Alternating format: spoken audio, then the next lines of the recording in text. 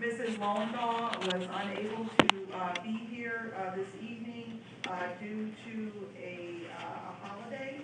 However, she has asked that this statement be read. I will briefly read this before entering into the application. Unfortunately, we could not be here tonight. However, we would like to say a few things in support of the Class 8.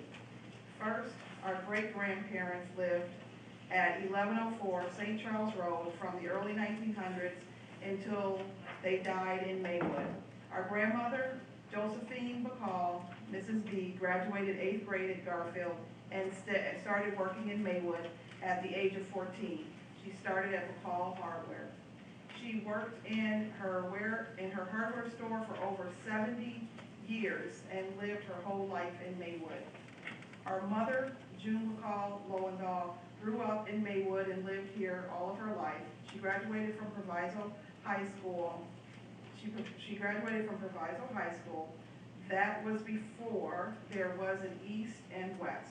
She worked at Bacall Hardware almost 60 years until our brother was murdered in front of her at the hardware store in 2007. We inherited the store after the murder of our brother in 2007. After over 100 years in business, the business closed. The building has been for sale or rent since then. We have been unable to rent the building for $1 per year plus real estate taxes and insurance. The zoning is BIP, which doesn't allow a store. The village has turned down numerous requests to use the property as a church. This village turned down the request to use it as a banquet hall. Everyone else takes a look at the tax load and decides that any business is not financially viable with such high property taxes. We believe the only way to return this building to a useful part of the village is to grant the Class 8 or allow it to be used as a church. Maywood needs an occupied building rather than another vacant target for thieves, vandals, and drug addicts. Thank you for your consideration of this matter. So, Mrs. Lowenthal has presented application to Cook County and has personally delivered application and followed up with Assessor Burris in regards to her Class 8 application pending at the village of Maywood. The site is located at 1110 St. Charles. It has been vacant, and it has a lot of deterrents as far as redevelopment. The taxes being one is a huge deterrent of making this a financially viable project of any kind. Our office does receive a lot of requests for this to be a church. We are unable to approve or move those requests before this board, therefore we're in agreement with granting the Bacall Hardware building located in 1110 St. Charles Road a Class 8 designation in order to decrease the property taxes. Madam President? Angela, maybe you can answer this question for me. Now, I noticed there's a big sign that says Yes. there's an auction, matter of fact, this Saturday. Now, am I thinking correctly? If we grant this Class 8, that means that any potential bidder on that building will walk in with this Class 8, and we don't have any forethought on what it'll be used for. Oh, no, we always have jurisdiction over the zoning. We always have the right to say what it will be used for. The Class 8 is just in regards to the taxes. If someone bids on that building and they win the bid and they want to open a church, they're going to, they're going to be out of luck as far as their bid is concerned because the zoning won't allow for a church at that location. So it always will have to come under zoning as far as the use of that location. Okay, and that's still an operating? Yes. Well, if it's a permitted use. If it's a it wouldn't permitted come back to use, the board. if it's a permitted use under a VIP, it wouldn't come to the board. If it's something like, for instance, you saw the banquet hall, before you, because that wasn't a permitted use. That was something that was, being asked as a special use in that district, or not even a special use, we were have to do a text amendment and then do a special use. Thank So you. it would go before you. Now, the Class 8, if the Class 8 is approved, then that building, no matter who owns it, will always have that class, well, not always, for 12 years, and it has to come before this board again to be renewed. It will have that Class 8 designation and can be sold with that Class 8 designation. With all due respect to the Lowenthal's being here in the village of Maywood forever and building, fire, and rebuilding because, usually we allow a Class 8 tax incentive to an operating business because we get some benefit from their operation. In this case, it's just for the benefit of not having to pay the taxes. Now, that property could stay vacant for I don't know how long, and the Lowenthal's could still own it. Right.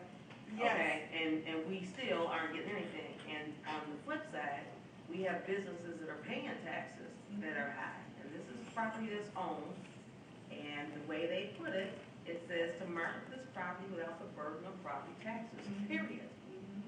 So on that basis, it does nothing for us.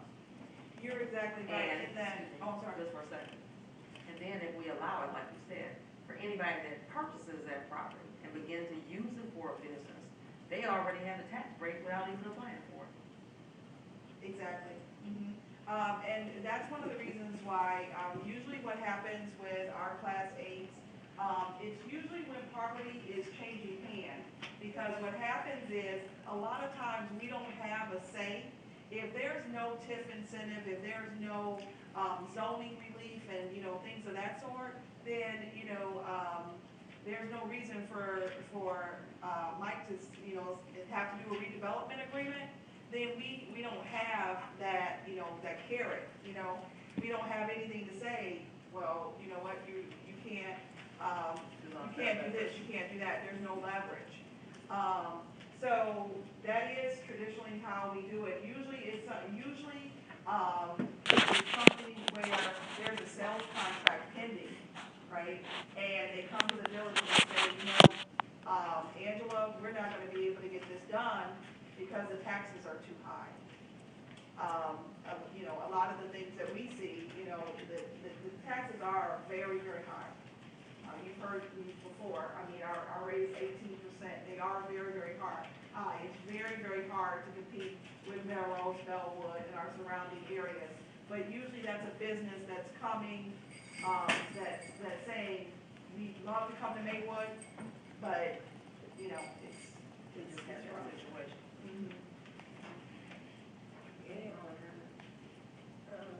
Any other comments? Questions? Motion?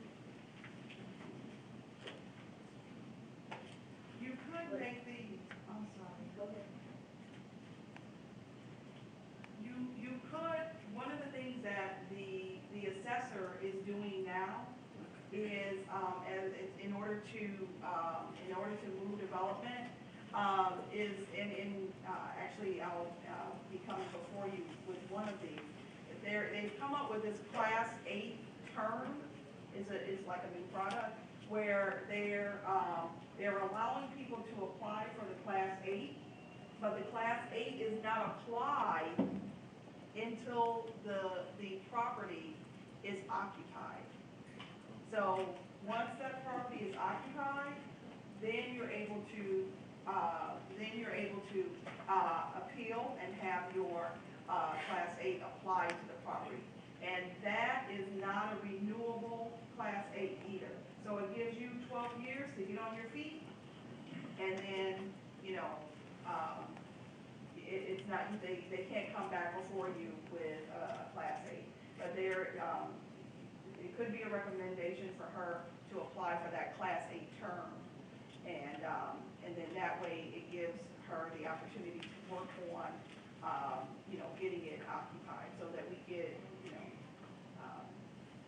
taxes. And that new product is sort of designed to, it's actually specifically designed to encourage, the transfer of property, because if you're not gonna buy a piece of property, if you don't know whether the Class 8 is gonna be approved by the board or not, but if you get the pre-approval of the Class 8 subject to you occupying it, it makes transactions more desirable. But it's, that would be something that she'd have to, request. Very motion, or is that the last one? Well, Mayor, I'm very interested in that new term that you talked about. And I guess we need to grant the department the authorization to speak to those terms with the petitioner. Because it sounds as though, and I guess if we did take a motion, we could find out if we're more amenable to that pursuit. I know I would, but because what's before us tonight, and it's just a committee meeting, so I guess it's not, does it, Mr. Counsel, does it have to be specific to this particular petition request? No, I mean, it's a discussion item, and you can take it in a different direction if you want to keep the matter alive, but if you want to recommend staff go explore this other option with the property owner, you can certainly give staff direction to do that tonight. And so I would like to do that in the form of a motion to move that the board grant staff the authorization to explore the Class 8, the new Class 8 term with the petitioner. I'll second that motion. Then move to second that the, staff move forward to find out about the, new term Class 8 and talk to the petitioner. I just have a quick question, Mayor. I'm trying to understand why we would need to make a motion for you to just provide that information. I mean, it's just information, and the individual property owner would have to apply, right? Right, yeah, she would just, it's We just, don't need to have a motion on that, do we? it's just an addendum to the. We may not, but there's one on the floor, and that just kind of formalizes it, if there is a. Well, and then, too, the term is just like one sheet that attaches to the Class 8, so that could be presented, and then, because this is, the Class 8 or any type of economic incentive, is really all about the resolution. The county needs this board's resolution, so, it's just a one piece of paper that she has to fill out saying, that she plans to get it reoccupied and, things of that sort. And then it's all in the language of the resolution. So if she agrees to the term, then we could present back a resolution that says that. Well, isn't that after the fact? I mean, because what I heard you say is that the property owner would have to apply for this. It has nothing to do with the board, because it's not the Class 8, it's the Class 8 term, you said. And that's a new procedure, so with this new procedure, It's one, essentially, it's a Class 8 application, so she would have her Class 8 application, and it's one page that goes on the back of it. The thing that's different about it as far as the county is concerned is that it goes to Cook County Planning, it goes to economic development at the county level. So then I have to go downtown and present to the Cook County Board of why this is needed. But I need our resolution first, that Maywood is in support of it, before, you're going not for informing it, right? the county board. So that's the difference. Call the roll, please. Trustee Lee Cross, I'm going to abstain. Trustee Jenkins, Trustee Rogers, Aye. Trustee Lightfoot. Trustee Rivers. Aye. Mayor Perkins. Motion carried. Thank you. Item number 9, on the Minister's Report, we have a presentation of the 2012 fiscal year annual audit by Baker Tilly. Will Baker Tilly represent this year?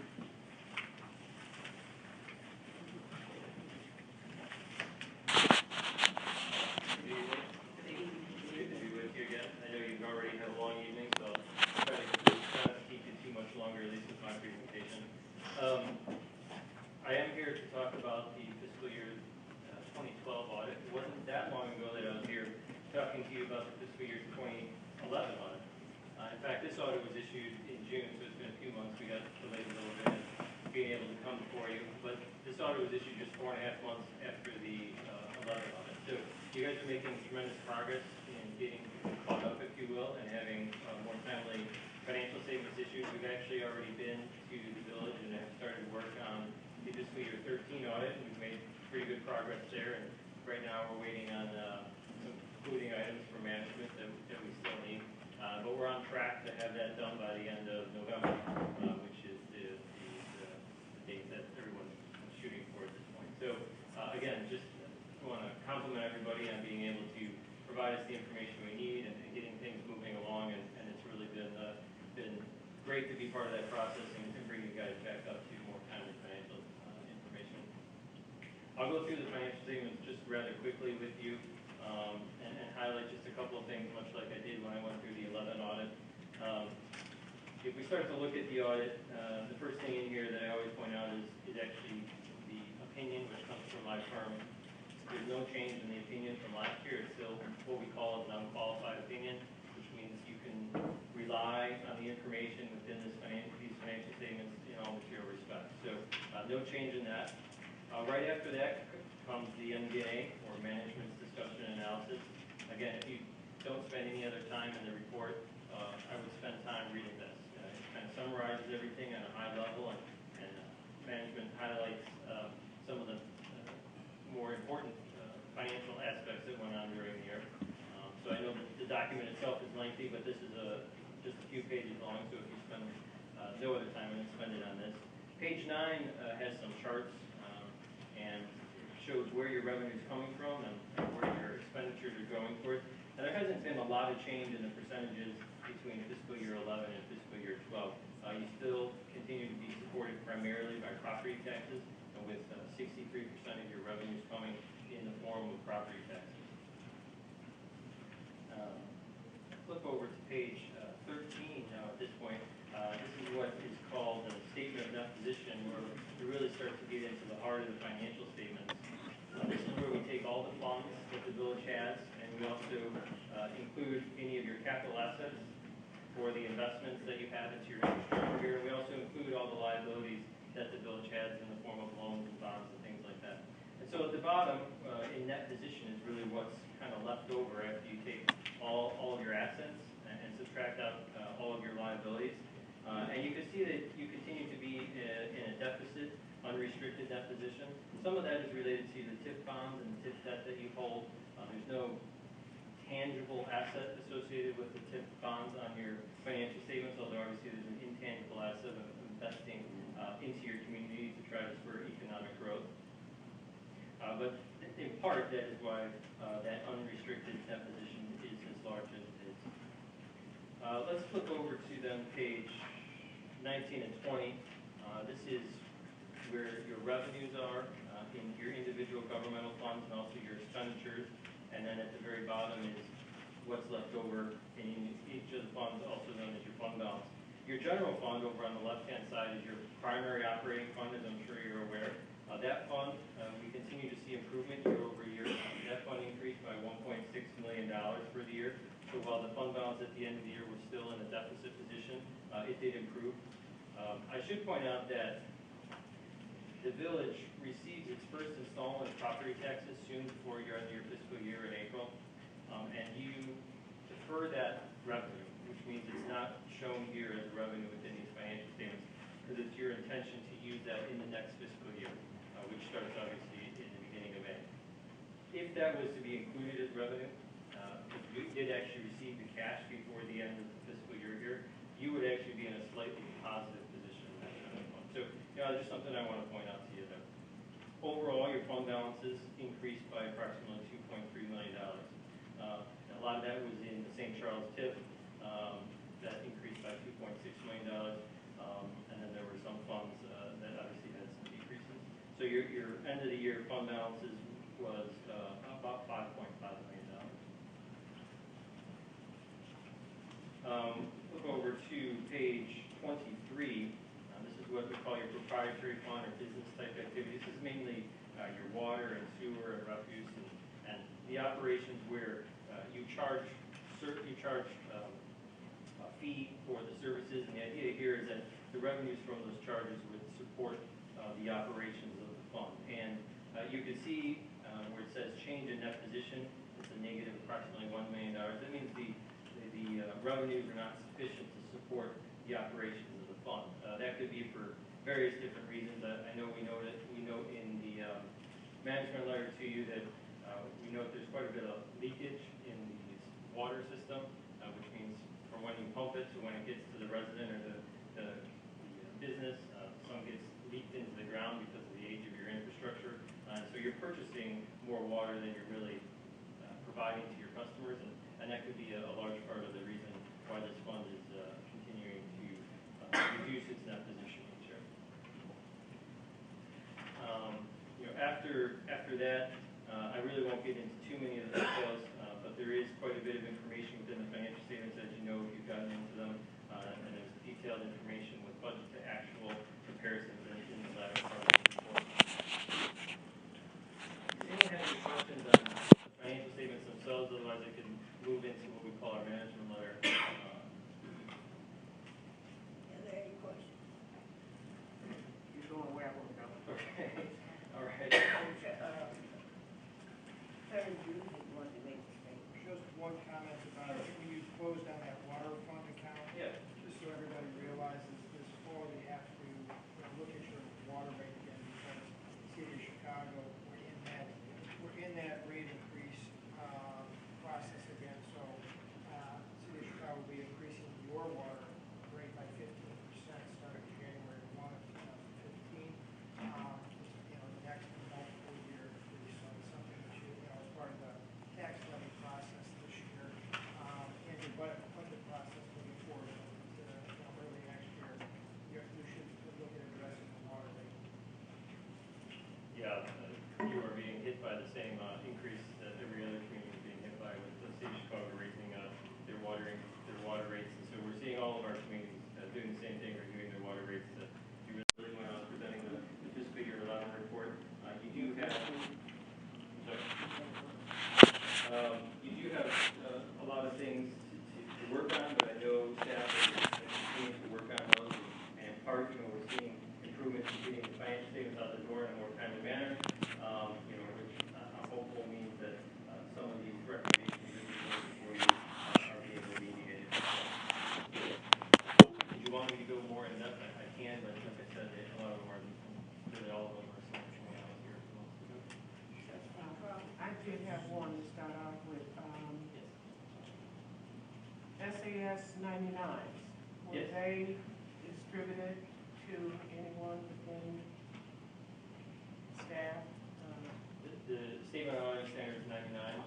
SAS 99? Yeah, that relates to inquiries of any concerns about misappropriation or fraud. Correct. As part of our audit procedures, we do not give you documents to fill out questionnaires. If you will, we actually meet with certain people. So we meet with, we talk with at least one governing body member. I don't recall who it was in 2012. And then we talk to various people within the organization at all different levels, from village manager, finance director, down to a clerk, to make sure that no one's feeling any pressure to do anything inappropriate. We kind of get a tone of what's going on at the time. So that does go on every year during the audit, and it did obviously go on during the fall audit. Question, with the material weaknesses that you refer to, and then your definitions or explanations as to what could occur if these issues have not been rectified place, how do we know? I mean, because you're not hired to do forensic audits, Correct. but you are hired to do a general, so just because you say that you found nothing doesn't mean that there isn't something there. And that's the reason why I'm asking, is there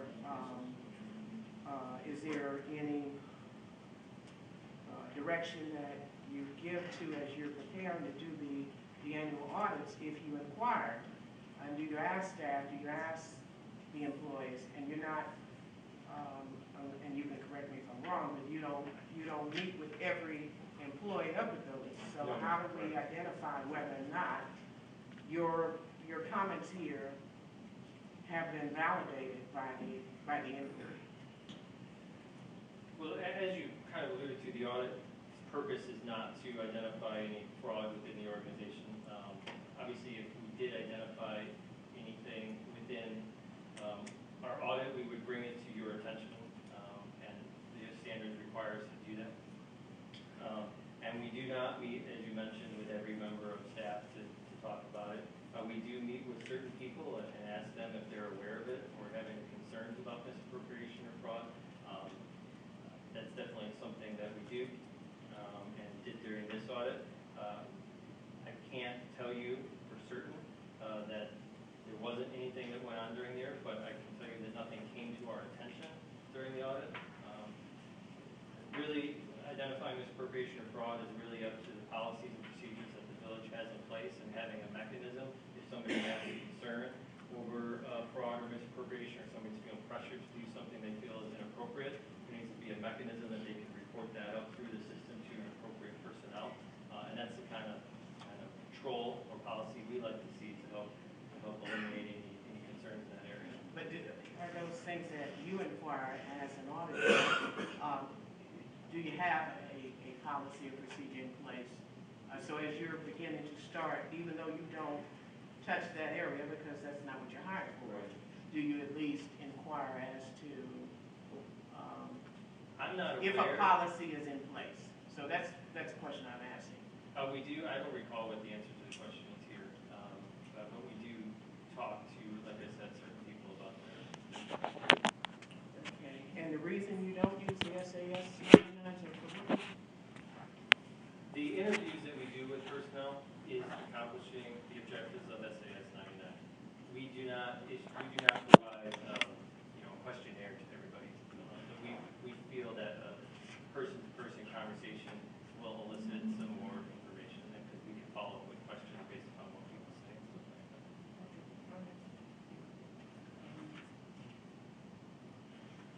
You make some other recommendations, and you've done our audit for the last Several years anyway. 4 or 5 years? Yeah, over these Okay, years now. all right, and so, and have you been involved in each of those years, or? The last many years, yes. Okay, and so the question I have is, I think you alluded to it a little bit earlier, and that is that a lot of what is in this management report is the same that you have found over the last series of, let's say, 3 or 4 months? Yes. I mean, years. Years. 4 years. Yeah. Okay, and so, are these things that you immediately kind of look at as you do the current year, or? Yes, well, every year that we come in, we try to assess what the controls were in place at that time. So we review this on an annual basis. We don't just take what's in here and move it forward and assume everything's the same. We go through and try to get an understanding of what actually is in place as of the time period we're auditing. Obviously, the more current the audit is, the more quickly we can do that, and the easier it is to do that. But yes, we take an in-depth dive into your controls every year, which produce or affirm what we found in the past year, and if anything changed, we'll either add or subtract the recommendation. Well, my question is if for example, there was, you found bank account reconciliations not being properly addressed, and then the next year, you find that same kind of issue, how do you address that, or? Address it as far as communicating to you, or address it during Well, you don't- our audit process? Right. Well, I'll assure you that as of the end of 2012, your bank accounts were reconciled, because we wouldn't be able to issue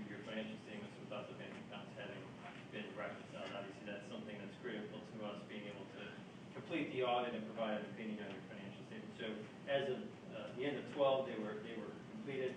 I don't know the status of them now. I know there's kind of a cumulative effect when it comes to the financial statements and the bank reconciliations, because it's hard for them necessarily like today to get them all reconciled because they're still working on some prior months and trying to get them reconciled. And for example, getting us everything audited and stuff like that. So, but by the time each audit is completed, the bank reconciliations have been completed.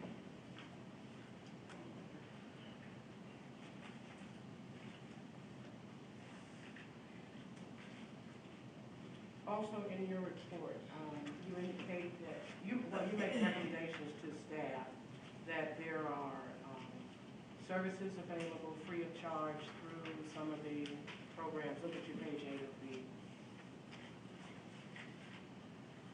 Page 8. And then you have, page 8, and that's in the management report. So your two-way communication is very important. Okay, yeah. Okay, and so you share information, but then you also seek inquiry or inputs from staff to allow you to also share with them information that is readily available to the municipality at no cost through other agencies. And do we receive it? Do we use it? Or I guess I'm not sure on page 8 what line are you referring to that mentions that? Okay, I'm sorry. Page 11 is probably. Page 11. Oh, okay, sure. So you make references to a number of best practices and advisory groups and that can assist us, given the fact that we are shortage of staff and don't have all of the particular positions filled that we need to. What's your question? My question was, do we reach out to these? When you do repeat, so when you come back the next year, are you seeing the same thing? Because you've already indicated that there's a pattern in the years that tend to be the same. My question is, if we were using some of these free of charge services, then maybe some of the other problems that you point out in the management report might be resolved or could be resolved. Yeah, potentially. I don't know if staff has utilized any of these references or best practices from these organizations. Again, like I said at the beginning, and this is as of 2012, and I don't believe a whole lot of traction was really made on improving the controls based upon our recommendations until at least fiscal year 13 and into 14. So it's possible that in the last couple of years, some of these services have been utilized to improve things. I don't know what that has been. Well, that's where I went to page 8 where it refers to the two-way communication.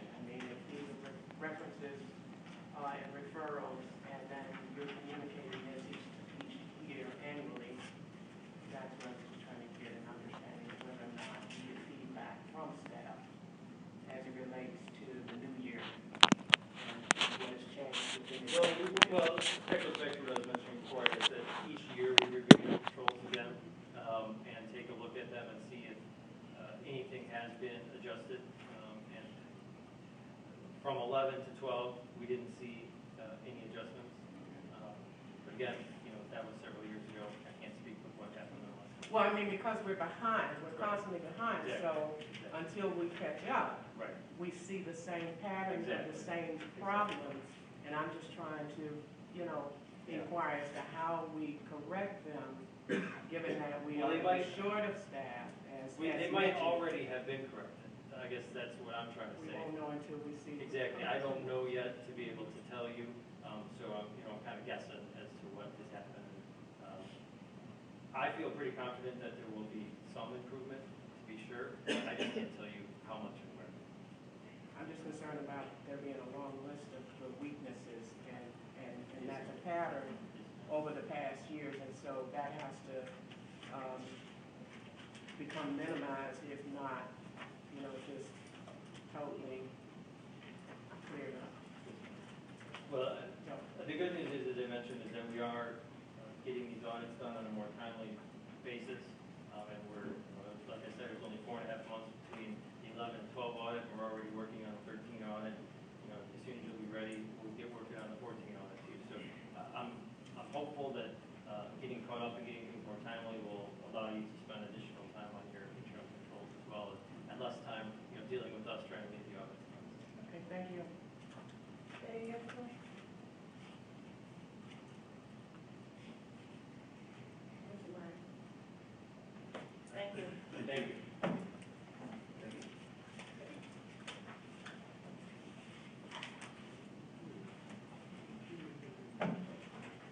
Next item on the agenda is number 7, discussion of broker representation to dispose of and sell certain surplus of village-owned real estate property. We have at properties here for the request of the board. Kevin Rossio, will be providing a report, sir, for us. Yep. All right. Ready? The copies are No. All right, we're going to go through and review each of the properties that we currently have listed. 9th and St. Charles Road, there's an offer being put together right now by Rush Freight Systems. We had a conversation with Angela, I believe it was Monday. They are working on putting the offer together. They're trying to determine the price that they're going to offer right now because of the taxes. And in that package, they will have rendering, site plan, and everything for you guys to review. So that's where we are with that. Excuse me. Go ahead. Could you repeat, I can't hear you, so what is it? Okay. You mentioned some. 9th and St. Charles Road, there's an offer being put together by Rush Freight Systems. Freight? Correct. Okay. We met with our, Angela and I met with them on Monday, I believe it was, Monday morning. And they are working on an offer. They're trying to determine the pricing right now because of the property taxes that are associated with that parcel. 615 South 5th Avenue, Leaks Funeral Home has decided pretty much to not explore this any further because of the property tax issue. 800 to 800 South 5th Avenue, we no longer have listed because it expired prior to getting the board approval to continue the listing. The northwest corner of 5th and Washington, O'Reilly Auto Parts right now is working on a corporate deal to put a package together to bring before the board for discussion. And we do have an offer that has been submitted to the Village of Maywood to purchase all the village-owned residential lots by one developer for the purpose of building 1,800 square feet, 3 to 4 bedroom rooms, or 3 to 4 bedroom homes, depending on the lot size. We are doing our due diligence with Angela right now, verifying which lots are buildable, and then the preliminary renderings of those homes and the layouts and everything will be forthcoming. Any questions? Mayor, Trustee Cross? did you guys get that signed for 9th and St. Yes, we Charles? did, ma'am. Yes.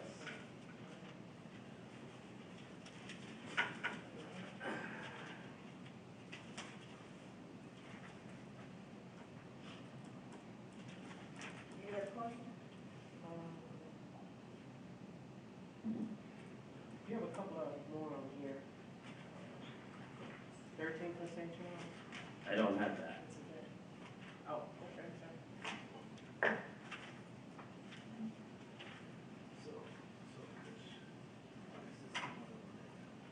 Any other questions? Well,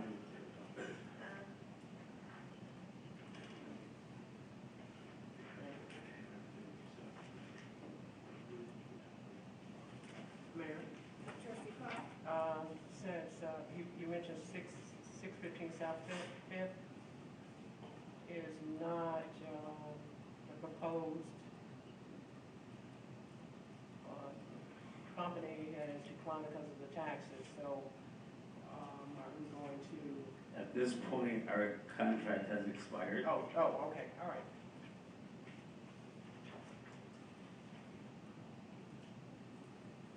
So 615 and 800 are both expired. At this time, our broker representation with the Village of Maywood has expired. The contract.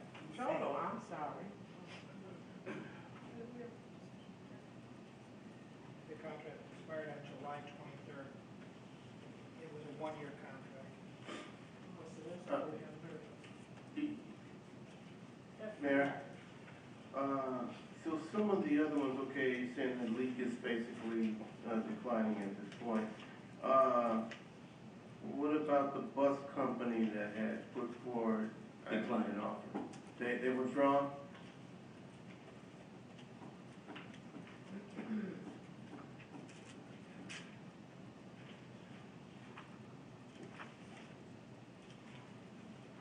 As well as the Washington, the dollar store, that was declined. However, we still have a opportunity on Washington. O'Reilly Auto Parts right now is looking at, which is different. Yes. What's the address of that, please? Northwest corner of Fifth and Washington. Okay, so it's Northwest corner. The Northeast. northeast corner, I'm sorry. My part. Okay.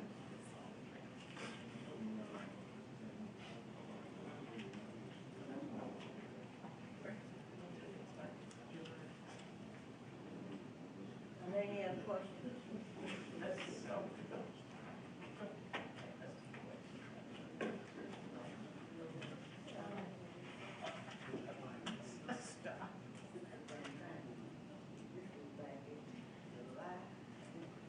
Yeah, I asked. The thing, they've still been representing it. That's one of the reasons why it was brought before 3 weeks ago.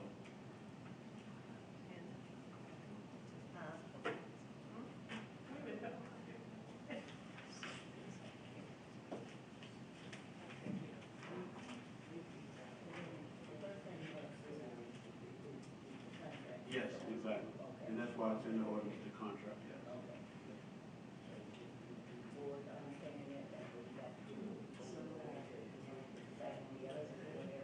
Yeah, we've got to enter into some contracts for broker's representation. Yes. Yes. Yes. On the agenda tonight is the report.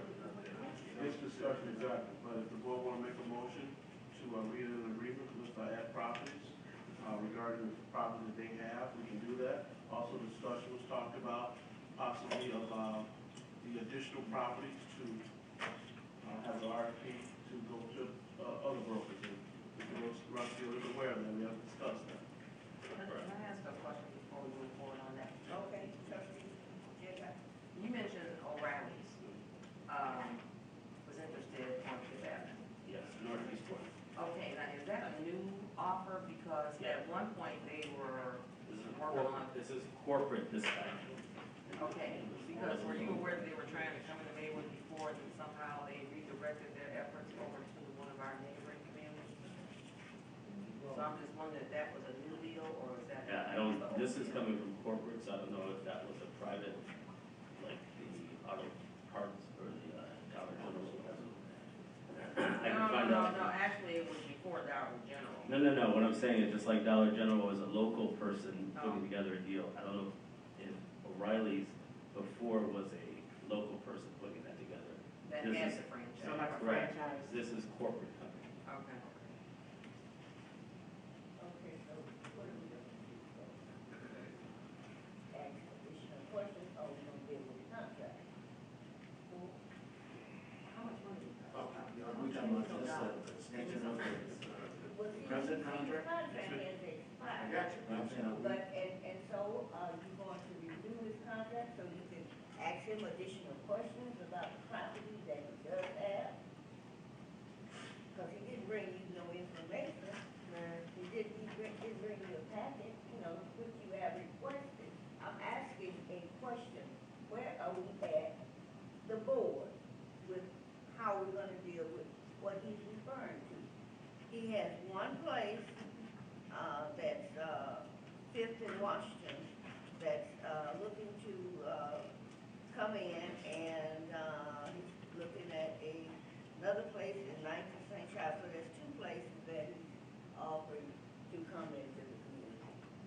So we're gonna deal with those two places, or we're gonna deal with. And then all 17 residential lots are being, Right, are under I'm contract sorry, by one 17 person. lots, so he has three things that he's offering. Are we gonna deal with those three things, or are we gonna deal with the whole contract that he originally had? Mayor, Trustee Cross. forgive me, but we just learned that the contract had ended tonight. We were not aware of that. In June, And, no, let me finish, okay? What I'm saying is that we were looking for you to be in attendance at a previous meeting, but, you don't have a contract, and, I can't expect you to come here and, we don't communicate that. So I'm not putting anything on you at the moment, I'm just saying, we did not know that. That's the first part. Second is that we have a packet here, but, the way it's presented is just a list, but it's not. It would have helped, in my opinion, if we could have been very clear what we were going to discuss with that property, and that could have made it a whole lot less complicated. Madam President, Trustee Wright. yours. I make a motion to direct staff to sit down with A Properties and bring before the board a proposed contract. it's just a renewal of the existing. So that's what we're asking for, a renewal of the existing. Yeah, there's no need to recreate the wheel, it's the same contract, we're just asking, do you want to renew it for another year, or do you wish to go and send out an RFP for other brokers? May I add, Trustee Rivers, that contract is in the packet. This was brought before the board a couple of meetings ago. As properties, even though they're not been under contract, they're still working on our behalf, diligently on our behalf, meeting with staff.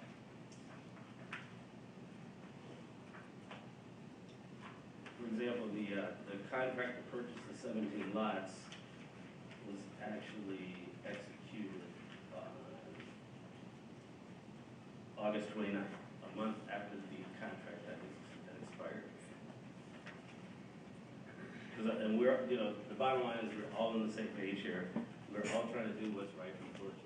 So, but it's up to you guys to decide if you want to renew the listing agreement that you have in place with us for another year, or see.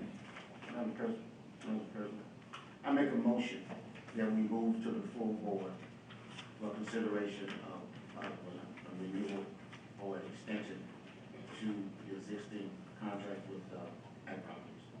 The move in the second, that we move to the full board for the existing contract with Ag Property.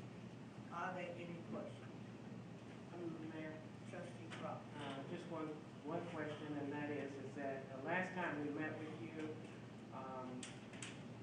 there were some specific requests that were asked of you by some of the other trustees, and that was one, that we did a monthly report and all of that. That was not, I don't think, part of the initial. Because we no longer represent you. Pardon me?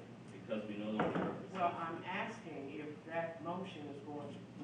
It's part of the original contract listing agreement. We were just not getting it? Correct. We were actually trying to figure out if it was going to, what's the gentleman who you replaced? Bill Barlow? Barlow. If it was going to his emails, because he was getting them per month. It can only go to one person. And so what we're thinking is that it was going to his email and not being routed. So we are working to get that correct.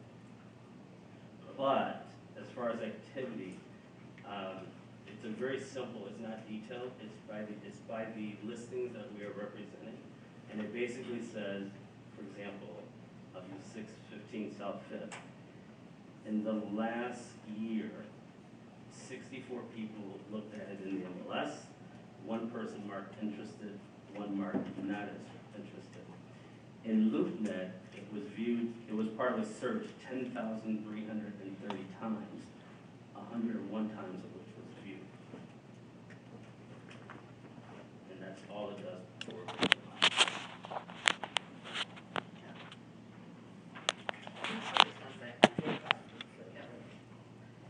Those are the types of things, the board is kind of interested in, so they can know, how we want to move on something, or to, give our request to you a little bit differently on a particular piece of property, because if we know that we got so many hits or something like that, we kind of know where we stand, or what we need to do, or split the property up, and try to mark it a little bit differently, or something like that. So, I mean, those are the kinds of things I think that, the board is just looking for in terms of reports, and hopefully we can get the situation squared away as to who you communicate with. Because the other thing we have to worry about is if that person is not available, Right. for whatever reason, an illness or whatever, it's like we're kind of left in the dark. So we have to put some processes in place to at least have 2 points of contact, and they can refer that information. And just so you know too, that if you have a feel for what the board is looking for, I'm sure that if you review your contract, you can make sure that we get those pieces of information to us too.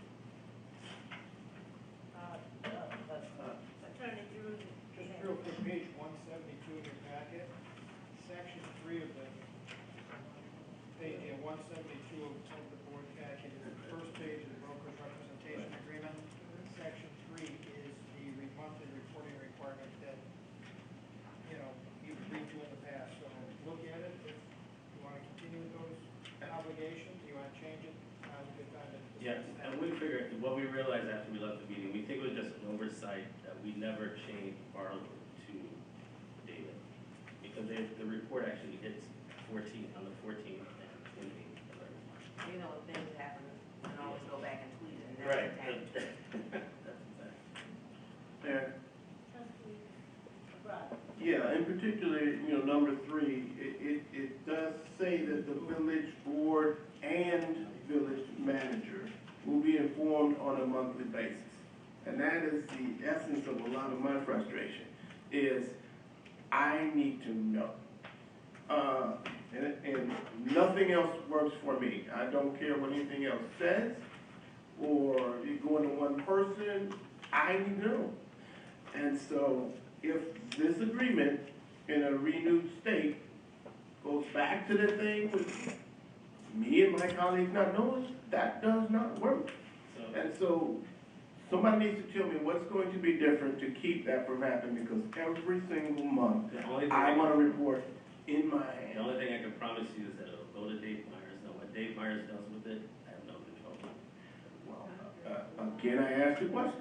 Then I need somebody to tell me that I'm going to get this, because I haven't been getting it, and so therefore I can't do what I need to do without this.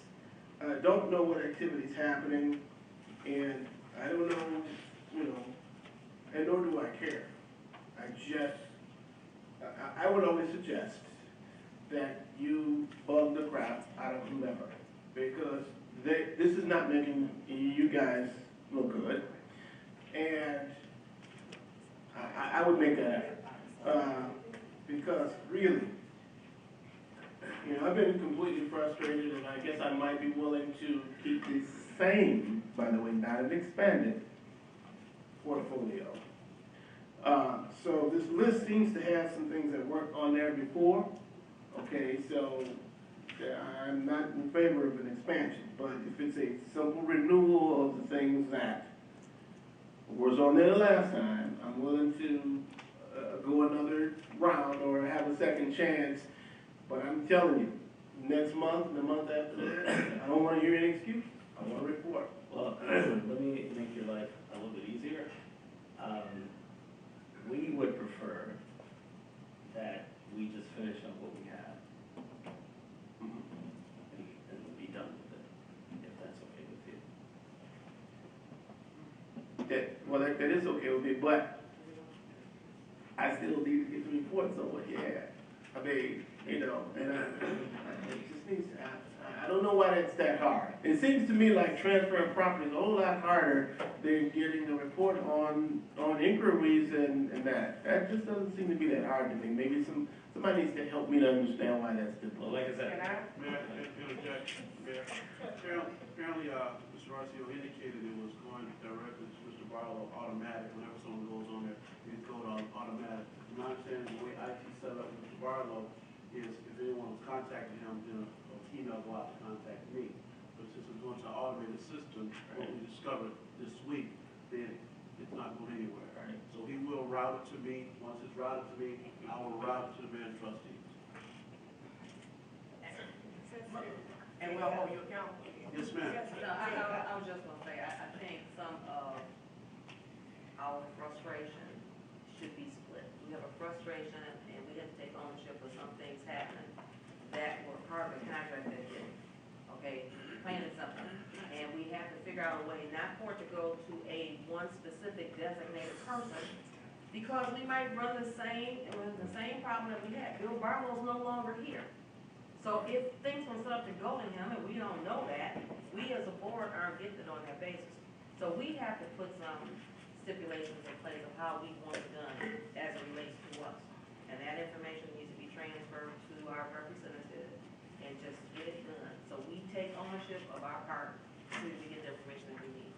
Mayor, Trustee Ross. I mean, but item number 3 says, the broker shall keep the village, in parentheses, village board and village Okay, manager, then he needs our email address. informed on a monthly basis with monthly written reports and/or live presentations as requested by the village. Now, I would like not to request a live monthly presentation, but if it doesn't work the other way, then that will be the request, and this document then binds you to that. Right, but that document is done, But I'm saying if we renew it, but I'm asking you not to. Oh, so your motion, you renew, I'm sorry. So what's the motion now? All I ask is that you just let us finish up what we have and call it a day. sir, what you have, meaning the things that there have been inquiries on that you've started some work on? No, the 17 vacant lots that I work with Angela will get finished. Residential? The contract is actually in with, I don't know if you have it yet, or if it's still with Angela, and the earnest money. The contract that we had with this company expired on the 23rd. If you want to have them close out, you're gonna have to approve an addendum to that contract, because right now, in terms of this contract, technically, parties aren't obligated to each other. Correct. I mean, they could set this up and you could say, no, we're not interested, and you don't hold them anything. So you need to approve something if you're gonna close out whatever transactions they have pending. If they wanna bring them to the table, then let's do a little addendum, get it approved for, until it closes that out, and then that will allow you to move forward with another entity to deal with these other Right. properties. And really, the vacant lots are it's 17 of them. So we're going to propose anyway, so we're not looking for any remuneration from the village. We're just getting it done. Because the client is purchasing it. You can send us just a letter, and you can approve that letter that they'll work on these transactions at no commission, and, then, that would be the end of Right. it. This relationship's already over, the letter can acknowledge that, and you don't look for any compensation on the balance of these transactions that were covered under the last year's agreement. Just have a signed letter. Okay. Thank you, motion. It'll redirect the motion. Okay, now, trustee Rivers. Okay, you want? I make a motion that we do an addendum to the contract to state that after, the execution of the 17 lots, we're done and free. I've already done it free. I've already done it free. But I mean, after you. No, what I'm saying, No, no. because I'm not representing the village, I'm representing the buyer who's purchasing them from the village. Okay. So I don't need anything. If you don't have any relationship with us, then the deal's over, no motion. He will bring that transaction to close. Angela has And those. the person So for the this- buyer. Correct. He's representing the buyer now. He's not representing us, he's representing the buyer. Mayor? Trustee Ross. I just thought I saw something in the language where the agreement says that you are not able to, and, I don't know, but I but it's already done. I think that's what it is. It expired in July. Yeah, I understand that, but I don't know if that, if you have an agreement that says that within 6 months after that, I don't remember where that is anymore. It's page 173, section 9. I just wanna know that that is not in effect anymore, I see. The language is the first sentence. It says, in the event this agreement expires and the broker has not secured real estate contract for the parcels on behalf of the village, the broker and his or her employees and agents shall not contact, solicit, or work with any prospective purchasers who desire to purchase a parcel for 3 months following the expiration of this agreement, unless the village in its sole discretion consents to such conduct in writing. So send a letter to us saying you would like to, you're not earning a commission on this transaction, you'd like to represent a buyer for these 17 parcels pursuant to section 9. Will we waive the prohibition on that? And the board can act on it next Tuesday night. And then hopefully you're able to close on that and the village will take care of, the sale. Thank you. Thank you. Thank you, Joshua. No action. No action, just comments as in regards to item 159. Before I give direction to staff to go ahead and do our for more representation, and I'll be back and forth. Thank you, Chair. And so my understanding is that you guys will actively go about finding some other folks to do what they did Yes. in some kind of diverse portfolio. Yes. Uh, And then we can come back for you. Yeah. Great. All right. Mayor, with all due respect, with the interest of time, I would like to move up the Police and Fire Commission due to timing, and we can come back to item 8 and item 9. But I would like to move, that's okay with you, Mayor?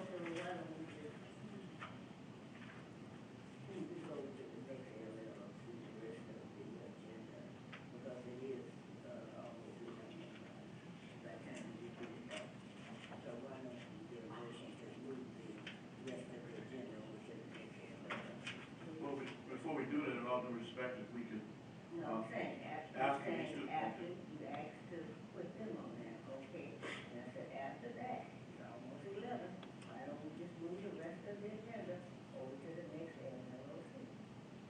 Was my suggestion.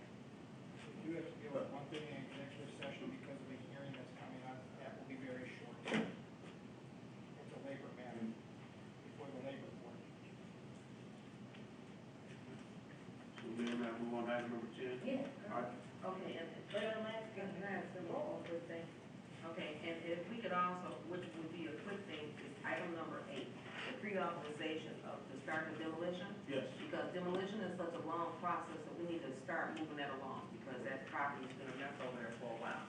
I mean, that's a quick Yes, it is, thing. yeah. With all due respect, if we can get the Board of Fire Commission to come forward, discussion regarding compensation for Board of Fire Commission. This item is in your packet on page 212. So Mr. Lopez is in the seat of the manager's office. He sent a memo out to the board, the Fire Commission, making them aware of compensation. So at this time, I will turn it over. My name is Edward Brownlee. I'm a member of the Police and Fire Commission. I've been a member since 2006, and I've lived in Maywood since 1979. This letter received from Mr. Lopez was the second letter that we received from the board. The first letter that we received asked us to resign, asked for all of the resignations of all of the commissioners. And after speaking with our attorney and deliberating among ourselves, we came to the conclusion that it would be irresponsible and also negligent to resign the position, since there were no competent or qualified individuals to take our place. And so we decided to continue to serve. Now, then we have this memorandum from Mr. Lopez. And what it says in effect, as far as I can read it, granted that it's not clear on its face. For example, according to the Village of Maywood Code Book, the Police and Fire Commission are only to be compensated for 2 meetings a month and receive $100 per meeting actually attended. This commission is also allowed to receive up to a maximum of $200 per month, except the secretary, etc. Now, compensation for 2 months, 2 meetings a month. That's excluding the other work that we do. Our meetings are very small portions of our responsibilities. We have hearings, we have special meetings, we have testings, we have orientations. There's a list of items that's not included in meetings. Now, I understand that we all have a civic duty and should want to give back to the community, but that gift should not be punitive. And so what you're saying to me, in effect, saying us in effect, that you're going to take in excess of 500 hours a year from us and not compensate us for that. This board, this commission, is one of the most competent commissions you have ever had in this village. You're asking us to take a salary or get paid a wage of figures from 208. Nothing in America. The cost of no goods or services in America you can get at 208 prices today. So we're asking you to change this code because it's not applicable for the type of work we do and the responsibilities that we assume. Now, all of our meetings are attended. Every last one of them. Every time we meet. No litigant has ever come before this board and his case was postponed because the board wasn't ready. We sit in this room here from 4 to 6 hours doing hearings. We don't know whether those hearings are going to last 2 days, 2 weeks, or 2 hours. We stand ready and willing to serve, and that's what we do. And these hearings are not held at night. They're held during the day. Most of us work. That means we got to leave our positions and come and assume the responsibilities of police and fire commissioners. We are the most competent board that this village has ever had. Before we came in, only one member of this board was certified. One. And that was the chairman. Since that time, every member on this board has attended twice a year, 3 days conferences. That's 142 hours a year that we give to gain knowledge and insight to come here and serve this board with a degree of competence that this community deserves. And so now you want us to say, well, we don't want your level of competence. Regardless of what you do and how hard you work and how hard you study and how dedicated you are, we're going to pay you 208. We're going to pay you what we were paying in 208. Now, the people you were paying weren't as competent as we are. Didn't have none of the certifications, didn't have none of the experience, didn't have half of what we have. But you don't lock us in the 208. That's unreasonable. Now, as a board, police and fire commissioners, our responsibility is to the community. We know that children and other folk are watching us. We can't afford the luxury of being incompetent. Can't afford the luxury of being incompetent. It starts at the top, and it goes down to the rest of the body. When policemen and firemen come to us for us to make a decision about their life and about their careers and about their livelihood, I'm not rushing through that. I'm a part of a deliberative body. Men, professional men and women. We take our responsibility very, very seriously. I'm not gonna let you or anybody else force me to be incompetent. I'm gonna take my time, I'm gonna deliberate, and I'm gonna give this community what they deserve. And that's a competent, committed police and fire commission. Now, those are the only conditions that I'm willing to serve. You asked for my resignation. You didn't even know me. But you wanted my resignation. If I'm forced to serve under those conditions, you're going to have to ask me for it. I'm not going to be incompetent.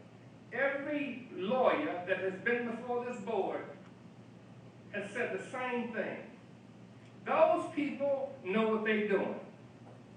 Another thing, and then I'm going to my seat. Whoever is insuring this village, your risk assessor, when they do the risk analysis to determine the insurance premiums that you're going to pay, they look at every aspect of the functioning of this village. And if you have an incompetent and illiterate police and fire commission, then the judgment that they render for these police and firemen has to be very, very shaky. So what I'm saying to you is that your insurance rates are going to be sky high if you think that you can get away with having a police commission that's incompetent. Our credentials will stand up against anybody, anywhere, anytime. That's as far as the commission is concerned, and then academia also. I'm requesting that you change that code. There's a saying that they say to be penny wise and pound foolish. To try to prevent from compensating us for the work that we do, that is penny wise and pound foolish. And I'll remind you of what Frederick Douglass once said. He said that you may not get what you pay for, but what you most certainly pay for what you get. Now, if you want a competent board, if you want a responsible board, if you want these policemen and these firemen to get the justice that they deserve, that they've earned, don't put us in a position where we got to try to rush through to save a nickel and a dime. I refuse to be reckless with their careers. I refuse to be reckless with the community's safety. This board is responsible, and this board deserves compensation for the work that we have done and that we are doing. Thank you. Thank you. Are there any questions or comments? Are they all going to speak? Oh, I don't know. No. No. All's not gonna speak, just a couple. Okay. On a lighter note, my name is Emmanuel Wilder, I'm the chairman of the board, and I'm here for different reasons. I'm here because we've been petitioned by the police chief and the fire chief to get the residency rules changed. Reason being, for the fire chief, there have been multiple resignations. Last year, 4 people at the time. And we want to let this board know that we've deliberated on this issue. And we've decided that, as a group, we would come before you and ask that you change the residency rule from 15 miles out to the proviso township. And we believe that that will help in our efforts to try and first keep good personnel here when we get there. Secondly, we believe that if we narrow that 15-mile radius, it would give this community people that are already here and set, ready to go in case there is an emergency. So, we think that other issues that have come before us concerning how we can keep good personnel on police and fire departments, we can handle those. But this is an issue we cannot handle. it's an ordinance. When it comes to our rules, we can change our rules. When it comes to other issues, we can do that. But we can't do anything with the ordinance. And that's why we're here today, because we've been petitioned by both the police chief and the fire chief, and we've deliberated on this issue. So we're gonna ask you if you would consider changing the residency. And I think you've heard from other members of, I know the fire department, when I was here the other night, they indicated the same thing, but we had already deliberated on this issue. So that's why I'm here. And if you have any questions, you can ask those questions now. Madam President, Trustee Wood. I just want to thank you, and thank you for your service. Thank you. Thank you. But I just wanted to let you know, previously, we had a problem with the police department, and it was an ongoing problem, whereas we were getting officers in, and officers were just staying long enough to get their accreditation, and then we're moving on. Have you seen this with firemen? We've seen more firemen than the police, actually. Going back to that time? Going back to what time? I don't know, when this is, I say 3 years ago. But I think maybe about that time when we changed the, we put in an ordinance. But within the last 10 or 11 years, we've hired 32 new firemen, okay? In that time, we've lost a third of 12. 12. I think that's 36, I think. 36, yeah, and we've lost 12, a third. And 4 for this year. We're just talking firemen. Would they be categorized as what I just explained to you, in that they just come maybe they stayed long enough to get their accreditation and move on. moved on? And we're still we paid for the training, just like the same scenario with the police. Thank you. Trustee Jacob.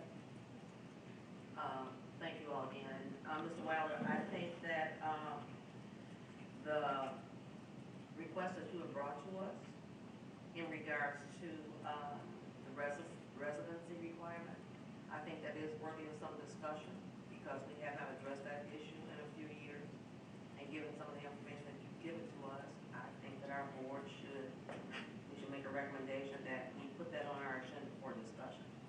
And take a look at it, have some discussions, and if we come up with some questions that we feel that the commission can answer for us based on the information that you have, take that into consideration as we make our decision on that. Feel free to inquire anytime. Is that a motion? So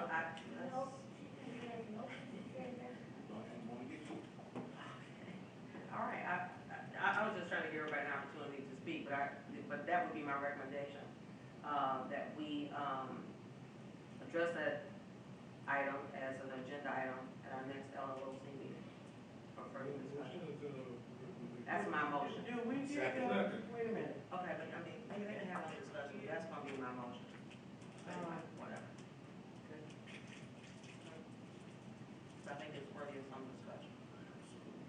So we're gonna. We put this on the next LLOC agenda, and that's, reconsidering the, residency.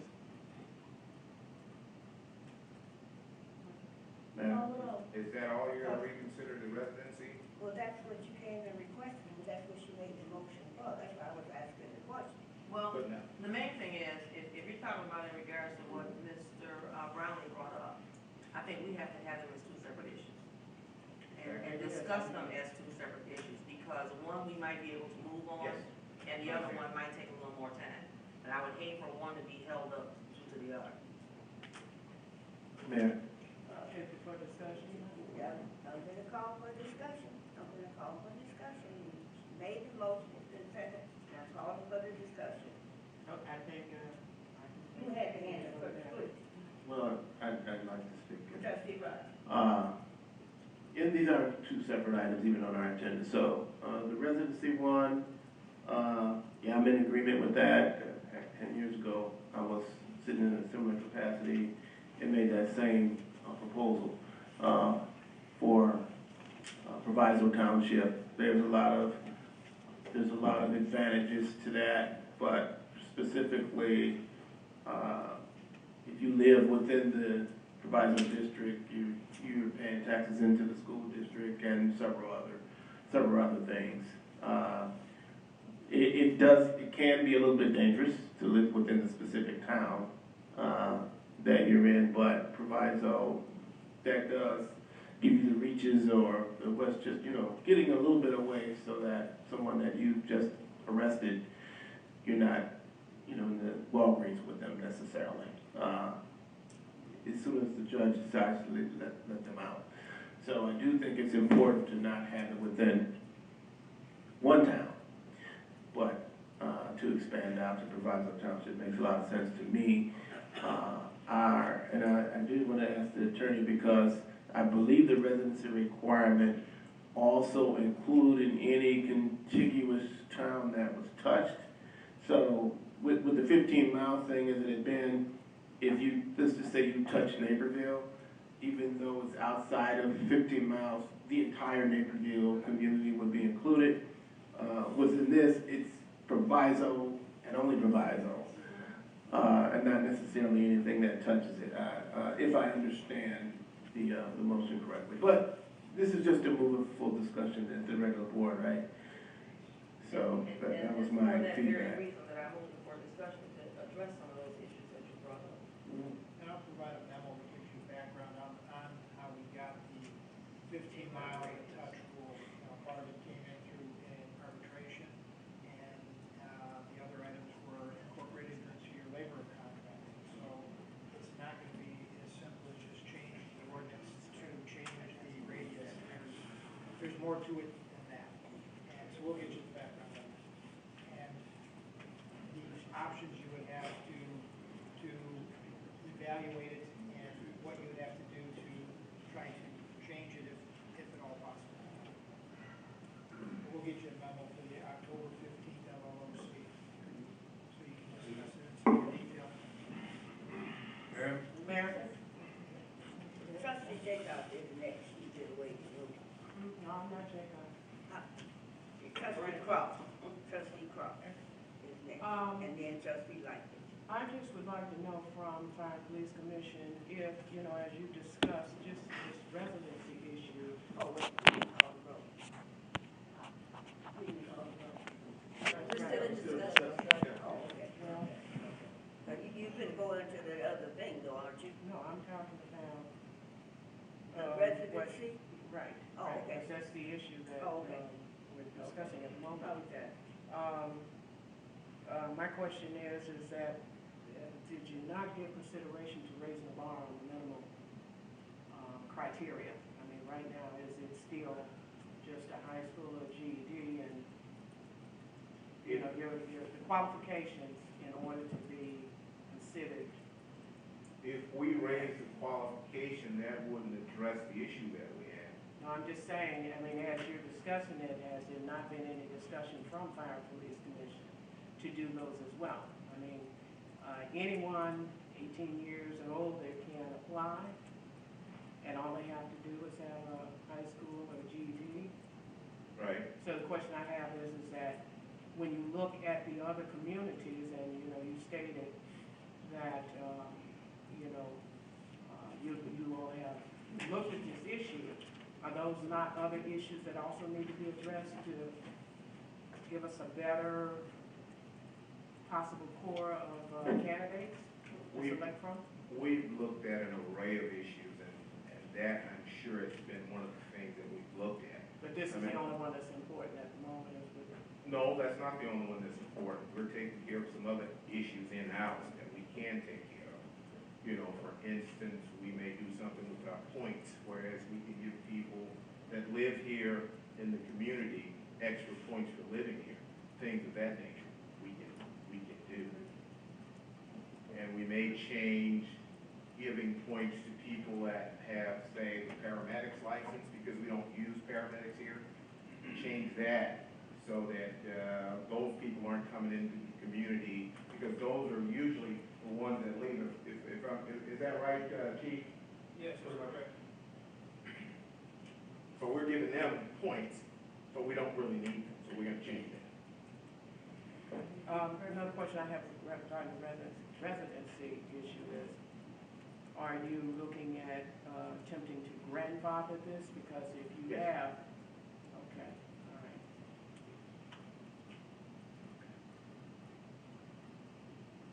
Okay.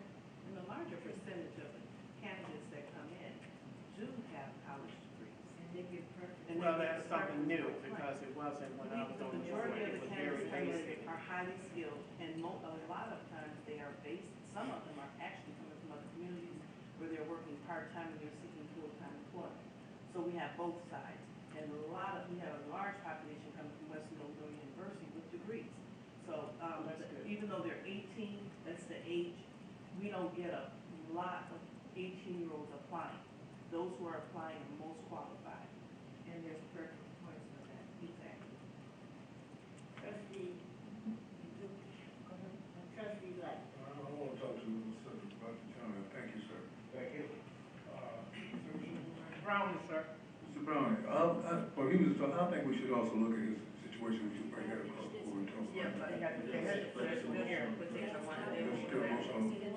Bring it up there. All right, I'll get to you. So I'm saying, he wanted to talk, I don't know what he's gonna talk about. So I have to allow him to talk.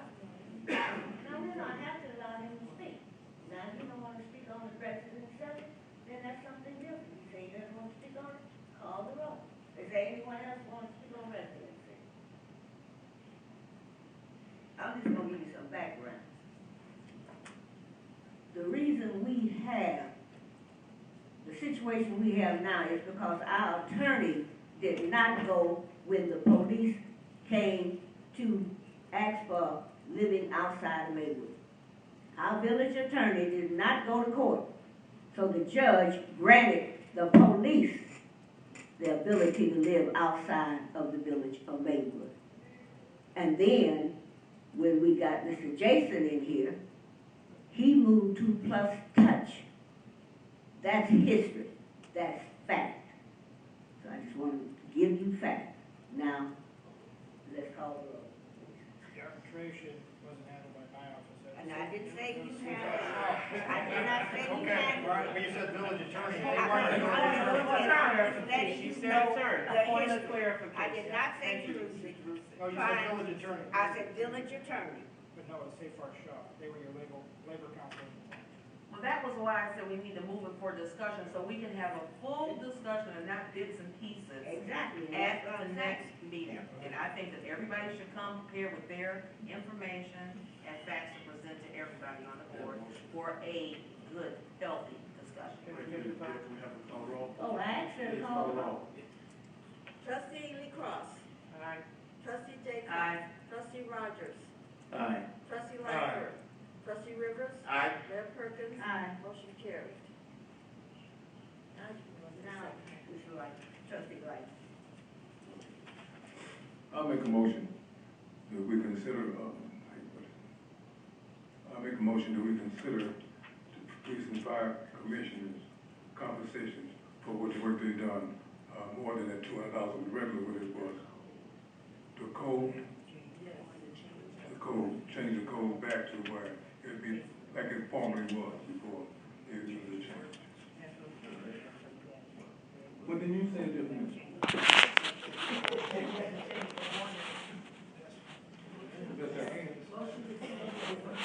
Motion to change the ordinance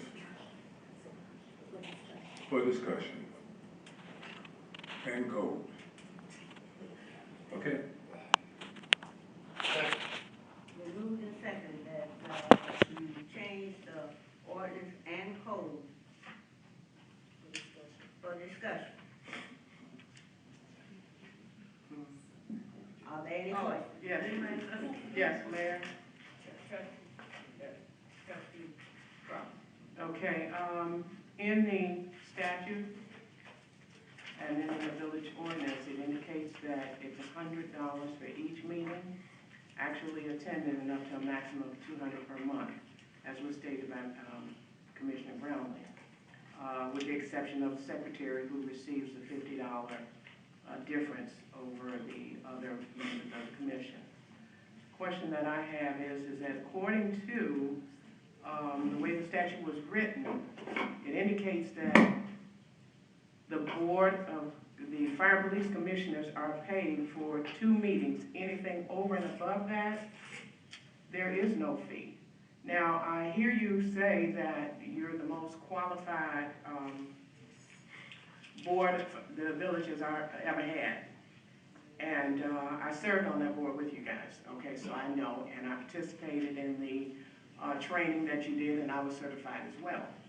But as you also know, and maybe the entire board does not know, there are several municipalities that work just as hard as our commissioners, but do not receive any pay at all. And we've dined with them and we've workshopped with them along the way, okay? And so, pardon me? There are many of them who have indicated that they would love to work in the village of Maywood because they don't get stipends at all. We let you talk, so you have to let me, okay? So we can agree to disagree. The other part of that is the fact that there are many, well, the Fire and Police Commission in the village of Maywood is the only other commission aside from the Board of Trustees who gets any compensation at all. So now that's another part of this. And then over and above that, you say that you guys work over and extend your hours. This board does too. We don't get extras.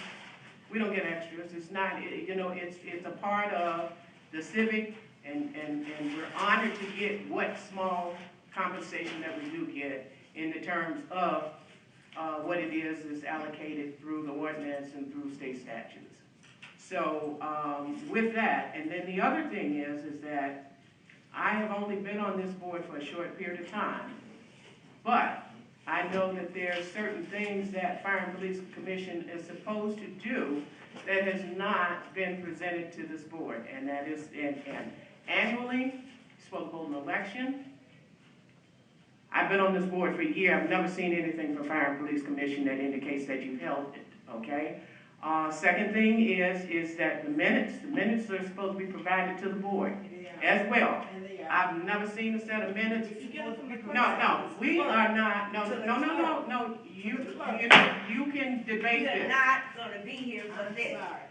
You can debate That's this. what you're here for. The trustee is speaking. You've already spoken, you've had the opportunity. It's not a debate.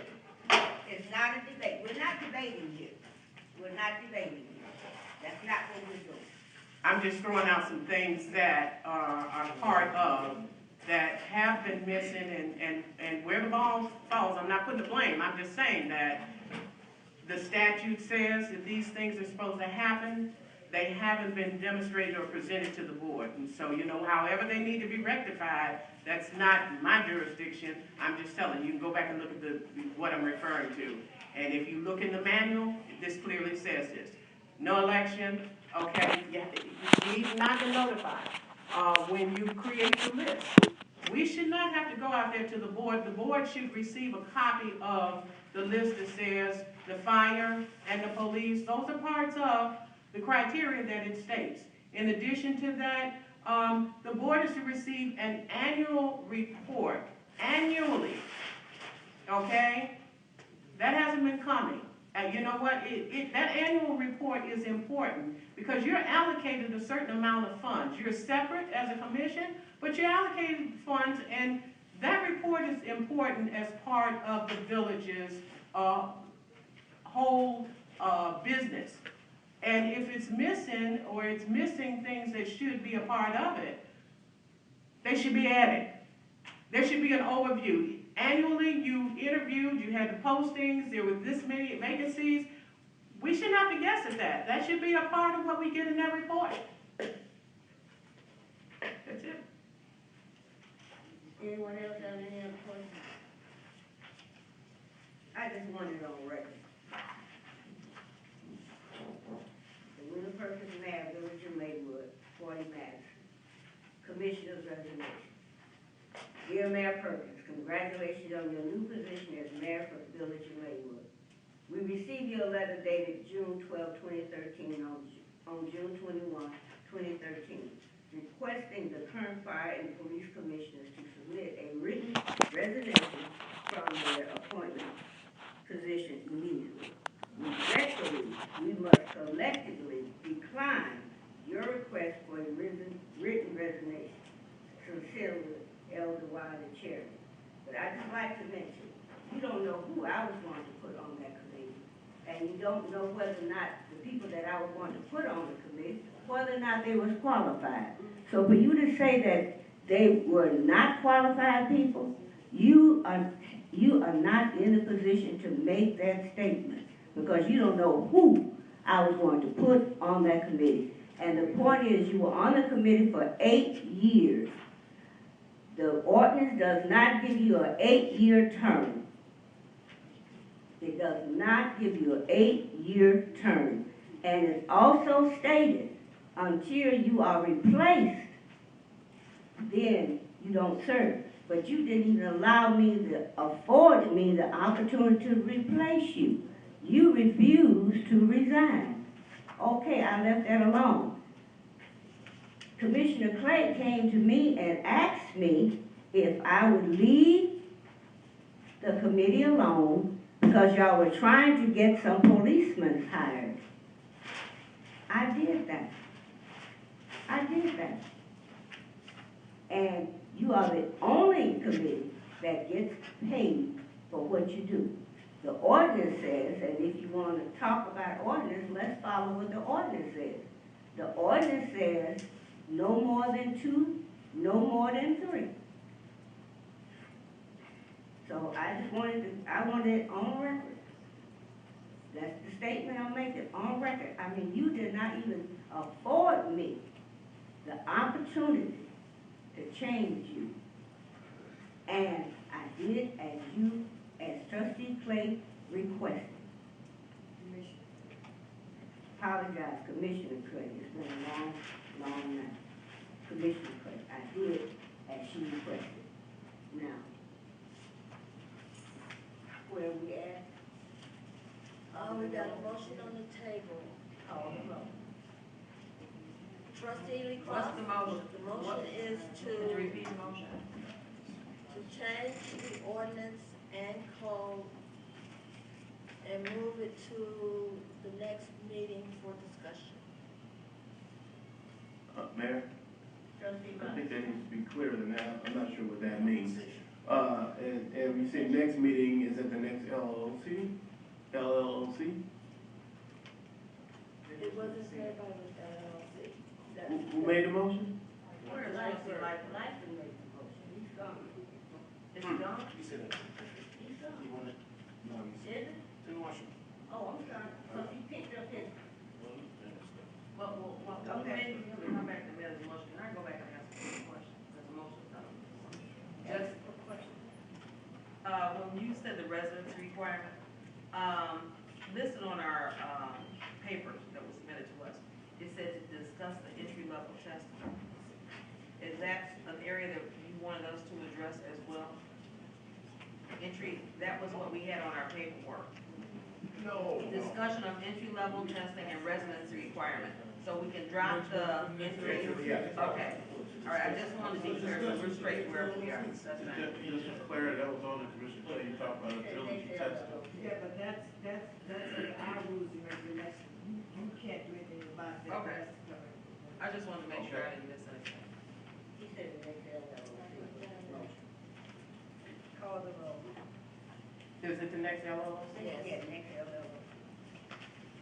That was to discuss the code and the ordinance. Code and All right. But no, I mean, we just discussed, this is the discussion.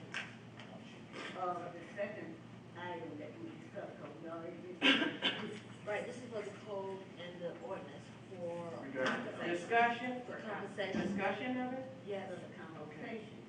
right.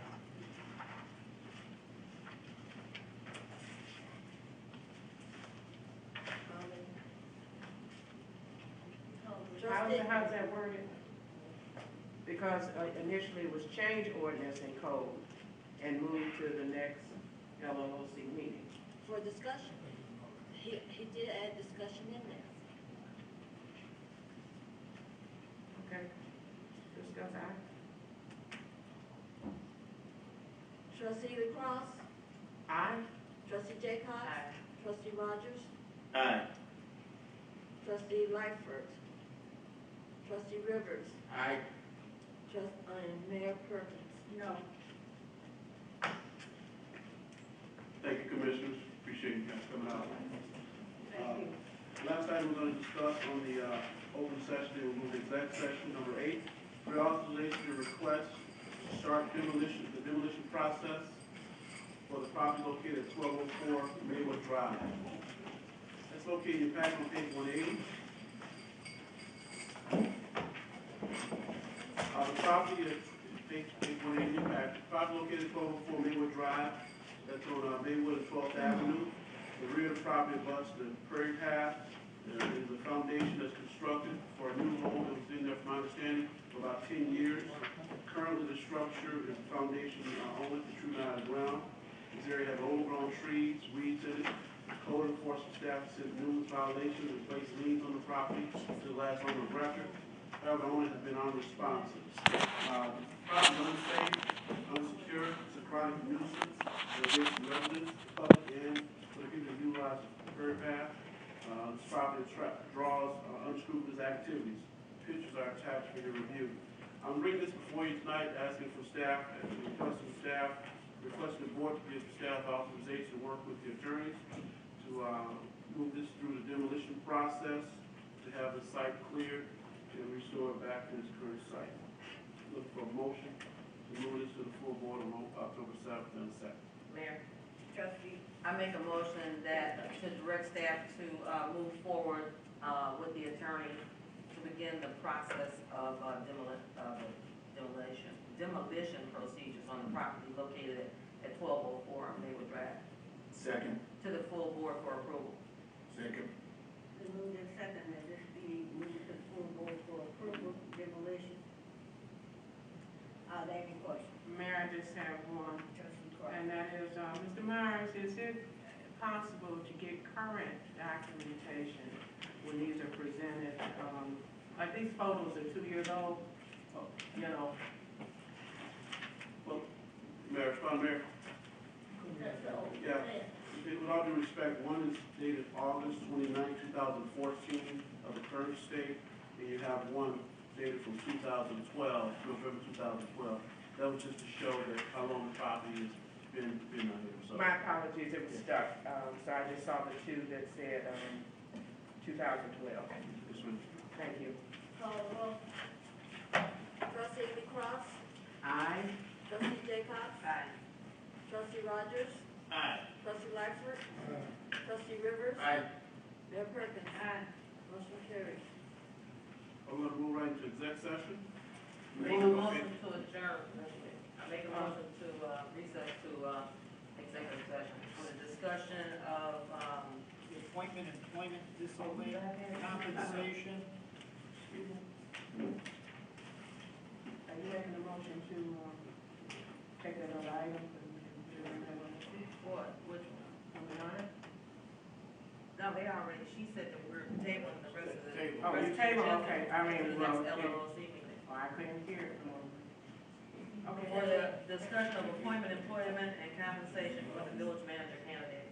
Discipline and discipline of manager candidates Oh. slash village employee. Oh, yeah, you're not gonna do manager candidates. Yeah, It's, so we just gonna do that. you're just doing the labor thing, so it's gonna be collective bargaining matters and appointment, employment, discipline, and compensation of village employees. Was that? I don't have that. We are adding it tonight because it came up. So collective bargaining matters is part of the motion too, if you could, please. Okay, I amend my motion for, moving to executive session